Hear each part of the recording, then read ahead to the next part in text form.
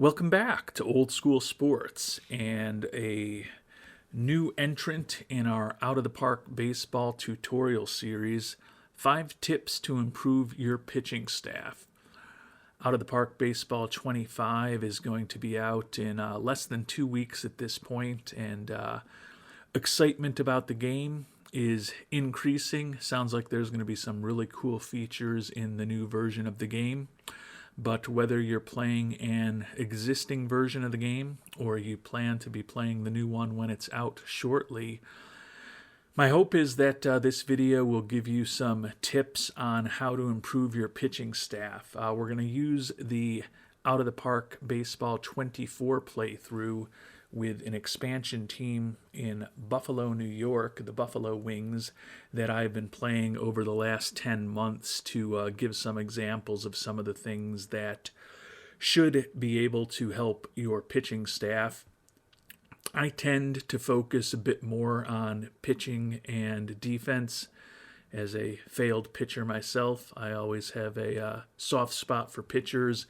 And you can see over the course of the now 21 seasons that the Buffalo Wings have been in the major leagues in this modern day era, we've got a composite ERA of 3.51. So I do think that I've followed many of these tips at points and in some cases throughout this playthrough, and they've definitely helped the pitching staffs that I've put together perform better. And hopefully you'll find something in here that's useful to you as well. If you do enjoy the video and get some tips, would appreciate a subscription and would appreciate it if you like the video to help others find it. And if you've got other tips on how to improve a pitching staff in Out of the Park Baseball, would love to hear them in the comment section down below so all of our loyal viewers can benefit from your wisdom as well. And tip number 1 to improve your pitching results in Out of the Park Baseball is to consider using the stopper rule. It's not something that I've always done, but I have started using the stopper rule more frequently in Out of the Park Baseball 24, and it has certainly paid off with this. Basically, if you put someone in the stopper role and you put a usage option like I do, 7th in close games, to ensure that they get as much action as possible, you can get a lot more innings pitched for one of the top pitchers in your bullpen, and certainly getting 128 2/3 innings pitched as we did from our stopper Floyd Auclair this year out of one of your top relievers is going to be a lot more valuable than the 50 or 60 or 70 innings pitched that you're going to get from many of your relievers. And the stopper role here in our Buffalo playthrough has been really critical for us. You can see these last 4 years, Floyd Auclair has been our stopper. He's led the league in games pitched and holds every season, averaging close to 140 innings pitched a season.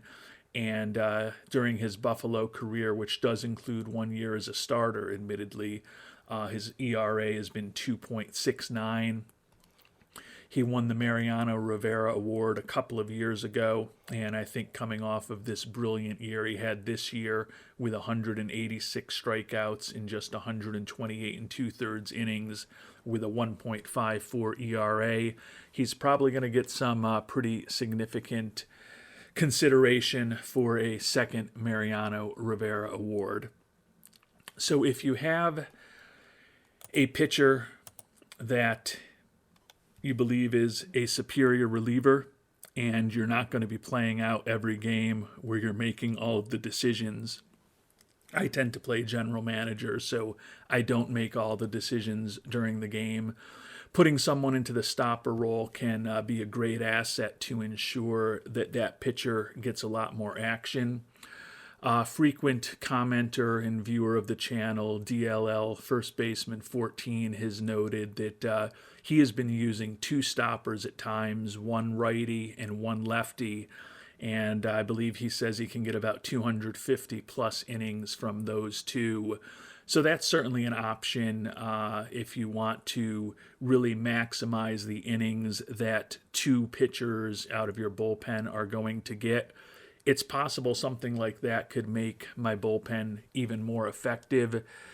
But as a diehard Yankees fan who's had the pleasure of kind of growing up watching baseball in the 80s as closers became a more important part of the game, and has seen the likes of Sparky Lyle and Goose Gossage and Dave Righetti, John Wetland, Mariano Rivera, David Robertson, Roldis Chapman, many others kind of thrive in that closer role for the Yankees, and then some of the great closers who have pitched over the last 40 years or so while I've been watching baseball, the Tom Henkes, the Dennis Eckersleys, the Dan Quisenberrys, the Bruce Suters, the Trevor Hoffmans, the Billy Wagners.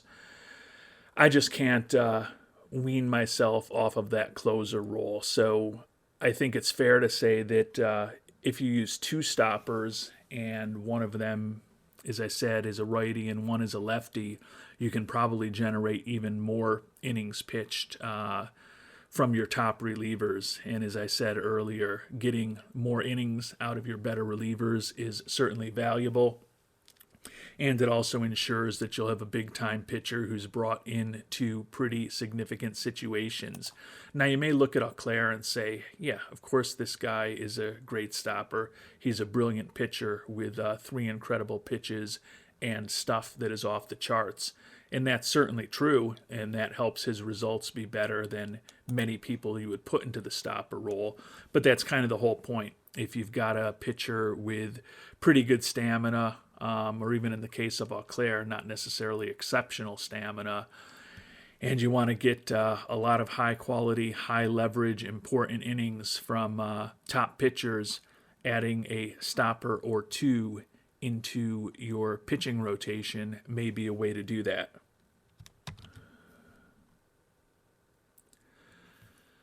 A second suggestion to do better with your pitching staffs in out-of-the-park baseball is to consider cheap starters with low stamina. And I've got a couple examples of players that fit that profile on this team.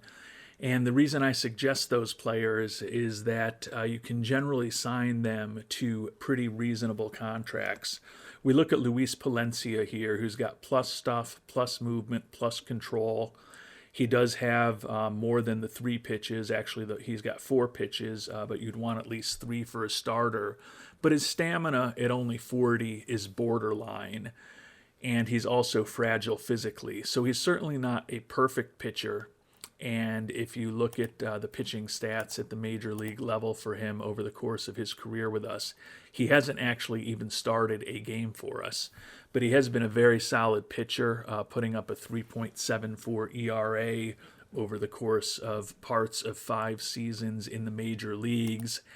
And with the good ratings he has, but the fact that his stamina is not exceptional, he was willing to sign a very reasonable 10-year contract for us several seasons ago. You can see the biggest number he's going to be making is $2.5 million. Now, our pitching staff has been incredible, and as you noted, we've never needed to start him in a game. But he is somebody who could certainly be a more than respectable 4th or 5th starter, and I think could arguably, with the arsenal he has, even be a decent 3rd starter on some teams.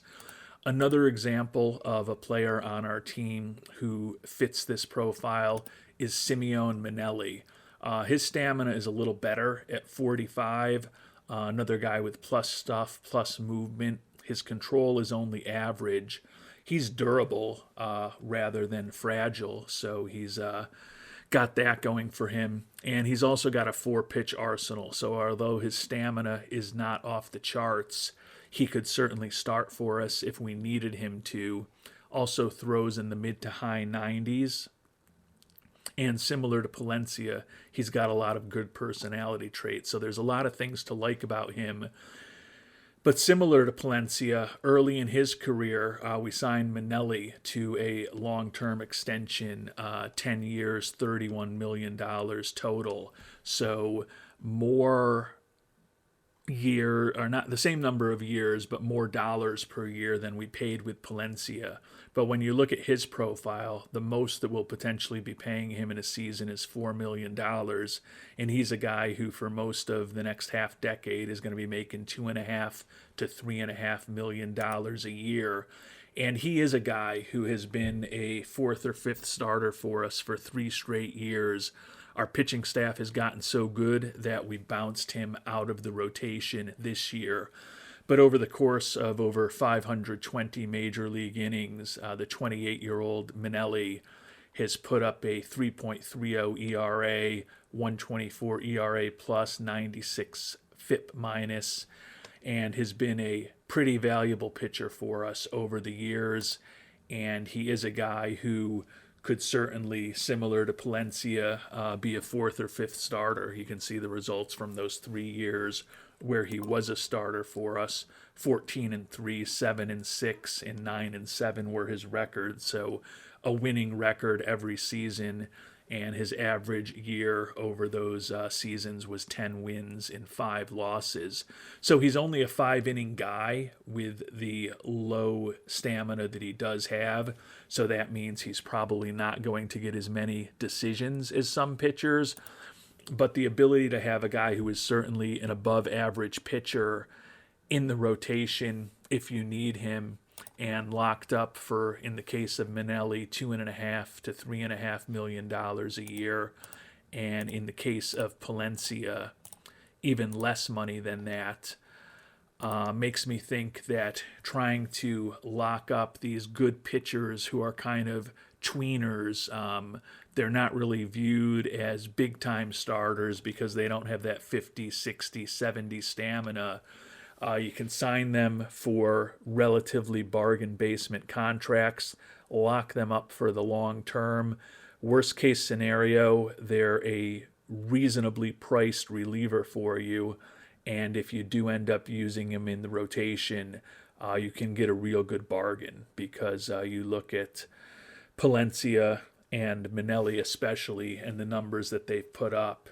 And Manelli pitching 30-plus games a year as a starter for us for 3 straight years with ERAs in the low 3s is certainly worth more than a couple $1 million a season. So try to take advantage of the fact that the game doesn't seem to value these players quite properly. And if you've got an opportunity to sign a pitcher with lower stamina who does have the skills and the skill set and the arsenal of pitchers to start to a bargain basement contract, that's a second tip that can really help boost your pitching staff.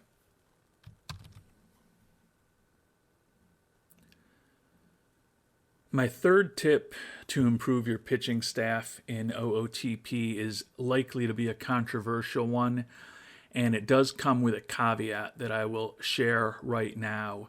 If you're not willing to invest reasonably high amounts in scouting and player development, this tip may not work.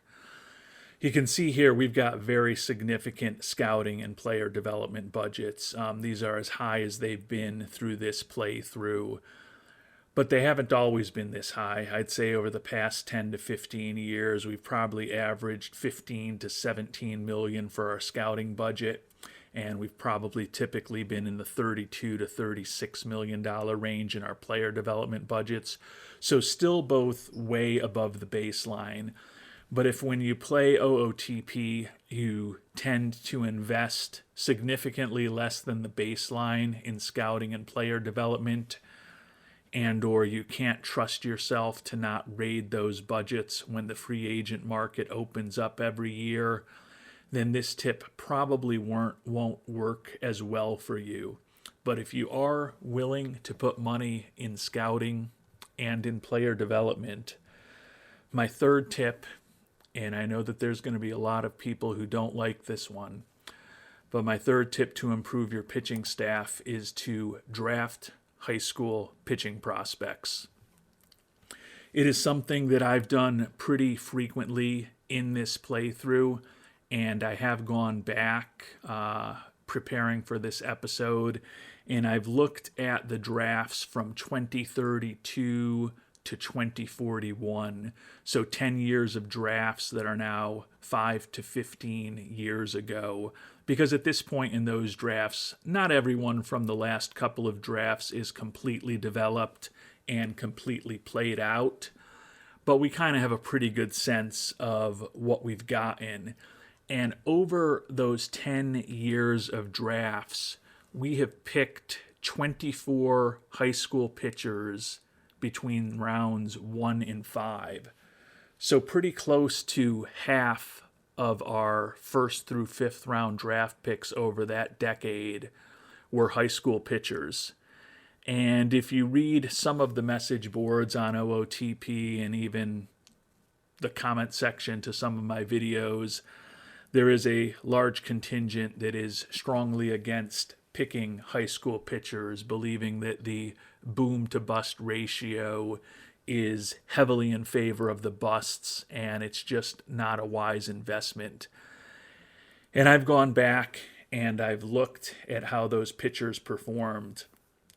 And of those 24 high school pitchers that we picked in the first through fifth rounds of the draft over the decade, 6 of them, 25%, were complete busts, never made it to Major League Baseball.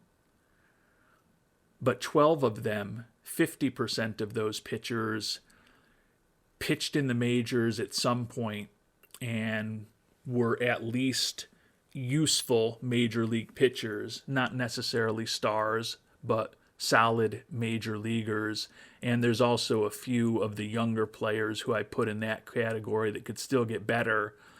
And then the final 6 high school pitchers that we drafted are bona fide big-time star major league pitchers. So based on, admittedly, one anecdotal playthrough, but a decade of data, 25% of the high school pitchers became big-time stars, 50% of them became useful major leaguers, and 25% of them busted out, picking them in those early rounds of the draft. We've got 6 players that meet those criteria on this team. Danny Black is one of the most recent. He was a first-round pick, 37th overall in 2041. He's now viewed as the number 10 prospect in baseball. And all he did as a rookie this year was go 18-5 with a 2.45 ERA, put up a 4.6 WAR. Guy who throws in the mid to high 90s and is probably going to get both Rookie of the Year and Cy Young Award votes this season. Second guy, Jim Lance, who was a second-round pick, 71st overall, a decade ago in 2036. And all he has done is become the ace of our rotation, led the league in wins a year ago with a 2.02 ERA, and he's led the league in WHIP 3 consecutive seasons. He's been a member of our last 3 World Series championship teams here in Buffalo. So both Lance and Black are examples of the players who have become stars that I drafted out of high school. But we've also got some of the guys that have just become useful pitchers on this team as well. Chad Aguirre, third-round pick in 2040, finally made his major league debut this year, put up a 0 ERA in an admittedly small sample size of 3 1/3 innings pitched. But you look at his stuff that could be off the charts and that incredible fastball, and although he doesn't necessarily have the stamina to be a starter, he does meet the criteria of number 2, a potential cheap starter with low stamina, so he may be a guy that we look to lock up on a cheap contract. But it's not inconceivable with that fastball and that stuff that Aguirre over time becomes more of a star pitcher, more similar to Black and Lance. Probably not doing the same volume as those two, but still a really useful player. Joey Bills actually doesn't even qualify for the criteria I've laid out because he was actually a 6th-round draft pick So his statistics and performance are not even included in the numbers that I shared earlier. Another guy who made his major league debut this year put up a 3.47 ERA over 70 innings pitched, and certainly has a profile that suggests he could be a very good major league starter for us down the line. R.E. Caper, similarly a fourth round pick in 24, made his debut this year, put up a 2.74 ERA over 65 and 2/3 innings. Another guy who looks like he could be a great arm out of the bullpen, but also has the characteristics to start for us if we need him to. And then last but not least, Chris Lott, first round pick from 2037. He's a guy who's been up several years now in the majors with us. Was a starter for us his first 3 seasons. With the depth of our rotation at this point, he only started 9 games for us this year, but he has become a good, solid, useful major league pitcher. Above average 108 ERA plus and 98 FIP minus over the course of his career. So certainly half of the pitchers on this team are international amateur free agents we've signed, players we traded for, or players we signed as free agents from other systems. But you can see we've got 6 players on this team, pretty good pitchers who we drafted as high schoolers and have come up through our system. So I think there's many ways to win at the game. If you don't want to invest heavily in scouting and player development, then drafting high school pitchers probably doesn't make sense. But if you are willing to make that investment and keep that investment consistently over time, you can certainly generate some pretty good returns and some pretty high quality pitchers for your team by drafting those high school players that everyone else is afraid of.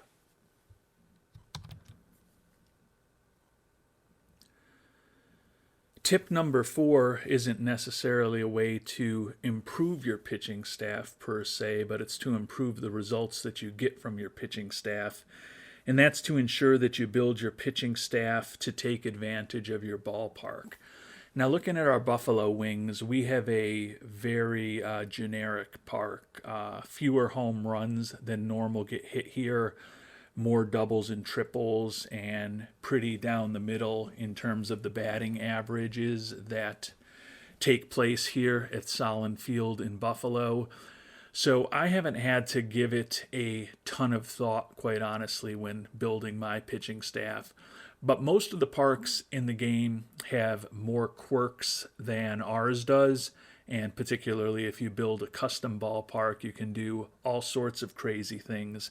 So when you have a pitching staff with a different kind of ballpark where you're going to be playing half of your games, you want to make sure that you pick pitchers who will take advantage of the characteristics and the quirks of the ballpark that you happen to play your games in. And I think the best example of this is probably the Colorado Rockies. If you want a lot of specific details on how to ultimately build a pitching staff that can be successful, you could go back and watch our OOTP 23 series when we played over a decade as the Rockies and kind of figured a lot of these things out. But when you've got a park like they do in Colorado, where between the dimensions of the park and the elevation, the batting averages are crazy, the extra base hits are crazy, and the home runs are crazy, I found that what you want to try to do to be successful in this ballpark is to have as many pitchers as possible with strong ground ball tendencies, whose also in some cases have ground ball or pitcher types. And then you really need pitchers with good movement on their pitches to try to tamp down the number of home runs that you allow. So keep the ball on the ground by having ground ball pitchers, and then try to keep the ball in the ballpark by having pitchers with outstanding movement when you look at their skills. A more subtle example might be a team like the Cleveland Guardians, and you look at Progressive Field, and left-handers hit for higher batting averages than right-handers, and left-handers hit home runs at a higher rate than right-handers in this ballpark. So clearly, when you're building your roster, you might want to add a couple extra left-handed hitters in there on the margin. But more importantly, if you get down to the final decisions of which pitcher to keep on your pitching staff, if you are playing half of your games in this stadium, you may actually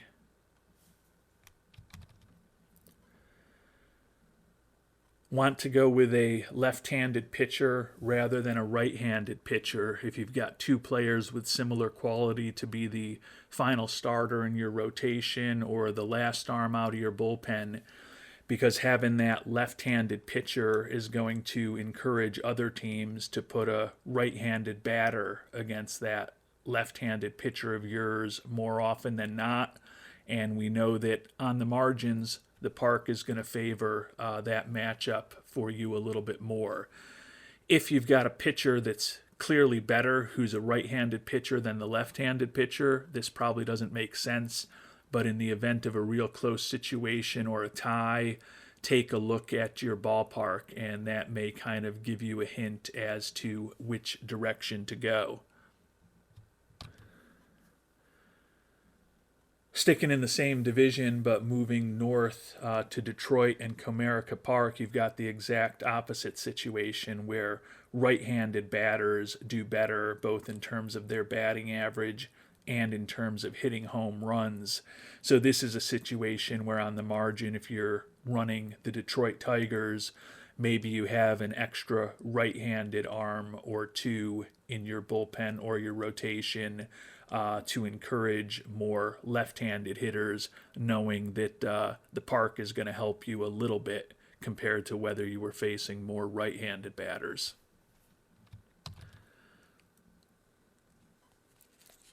And then there's parks like Citi Field where the New York Mets play, where, as you can see, the ballpark factors encourage below average offense in every category across the board.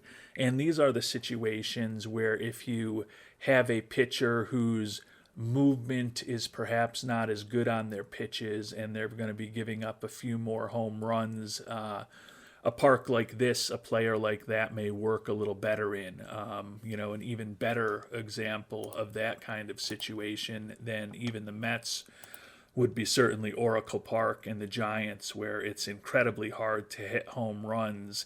If you've got a prospect who's got good stuff and good control, but you question whether the movement on their pitches is going to be as good as you want, this is a type of park where a pitcher like that, who is likely to be a disaster in a place like Colorado and probably not all that exciting in a more neutral park, could actually take advantage of some of those good characteristics that they have, and the fact that they don't have great movement on their pitches is going to be less of a liability in a park like San Francisco than it would be at a lot of other places. So it's going to vary by the park. As I said, there's a fair number similar to what we have in Buffalo that are more straight down the middle, where there's not going to be any extreme park characteristics. But if you know your ballpark well, you can definitely build a pitching staff that over the course of a season is going to help you in little ways here and there. And that can certainly end up being the number of wins to get your team from below 500 to above 500, or perhaps give you that extra win or two that you need to get in the playoffs by being strategic with the types of pitchers you use to build your pitching staff and ensuring that they fit well in the ballpark that you're going to be playing half of your games in.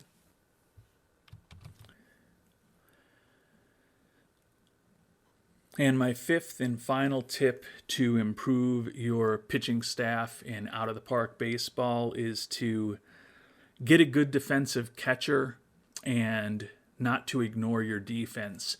looking at this really good regular season that we just had here in 2046, you can see our pitching staff was pretty dominant in the National League, finishing in the top 3 in every category. But you look at our defensive efficiency, which was second, and our zone rating, which was first. And even though we've got excellent pitchers on our team, the fact that we had an excellent defense behind them helps. Catcher is likely a very important position. Sergeant Mushroom has put out a lot on this over the years. Catcher defense is certainly not as overpowered in the current game as it was back in OOTP 22 and I think 21. I think those were kind of the peak games as far as how important defensive catchers were.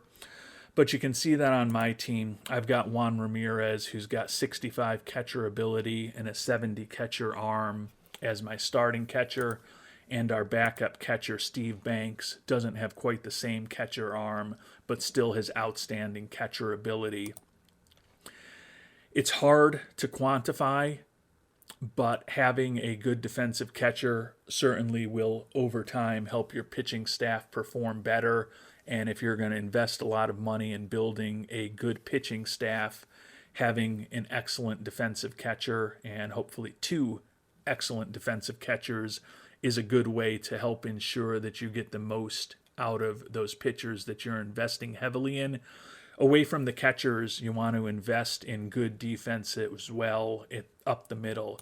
Our second baseman, Ramiro Medina, is a solid defensive infielder. For a perfect second baseman, I'd love his turn double play rating to be better, and honestly his error rating to be better as well. Clearly you'd love to have 80s everywhere, but that can't happen. Our shortstop, Damani Essien, with his 70 range and his 70 arm, is an excellent defensive catcher.